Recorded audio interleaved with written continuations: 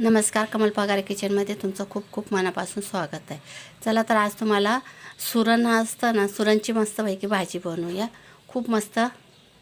तर सुरण आहे ते सगळं साफ करून घ्यायचं आहे।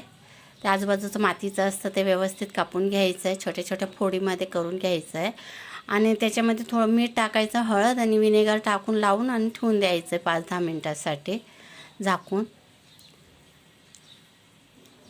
याच्याने काय ते खाजरेपणा थोडाफार असला तर तो पण निघून जातो।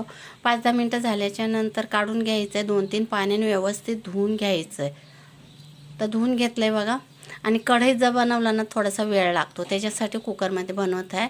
पहिला तर आपण त्याला फ्राय करून घ्यायचं आहे 2 मिनिटांसाठी तेलामध्ये फ्राय करून आणि काढून घ्यायचं। व्यवस्थित हलवून त्याला फ्राय करून घ्यायचं आहे। फ्राय होतं आहे तोपर्यंत आता वाटण करून घ्यायचं आहे। अद्रक, लसूण, जिरं, ओलं खोबरं घेतलं आहे थोडंसं आणि 2 मिरच्या घेतल्यात अख्ख्या।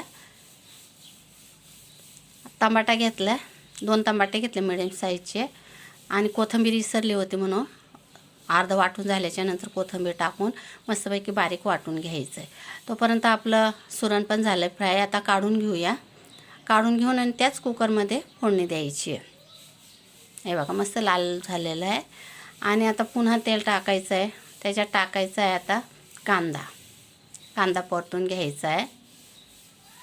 कांदा पण काय जास्त टाकायचा नाही आहे, मिडियम साईजचाच कांदा घेतला आहे। आणि नंतर हळद टाकायची, थोडीशी लाल तिखट टाकायचं आहे, गरम मसाला टाकायचा, धनिया पावडर आणि आता वाटून घेतलेलं आहे वाटण ते टाकून द्यायचं आणि छान परतून घ्यायचं आहे। याला पण तेल सुटेपर्यंत परतून झाल्याच्या नंतर का नाही दही टाकायची आहे, 2 चमचे दही टाकले मोठे आणि दही टाकून पुन्हा परतून घ्यायचं आहे। परतून झाल्याच्या नंतर आपल्याला टाकायचे आता सुरण टाकून द्यायचं आहे। चवीप्रमाणे मीठ टाकायचं आहे आणि मग सुरण टाकून आणि सुरण टाकल्यावरच्या नंतर पण परतून घ्यायचं आहे एकजीव होईपर्यंत। आणि तुम्हाला जेवढं पाणी पाहिजे त्या हिशोबाने तुम्ही पाणी टाकू शकता। रशेदार बी बनवली तर चालतं।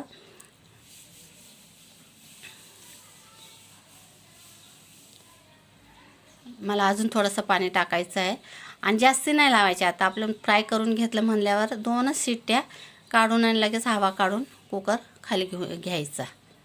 बघा भाजी झाली आहे तयार।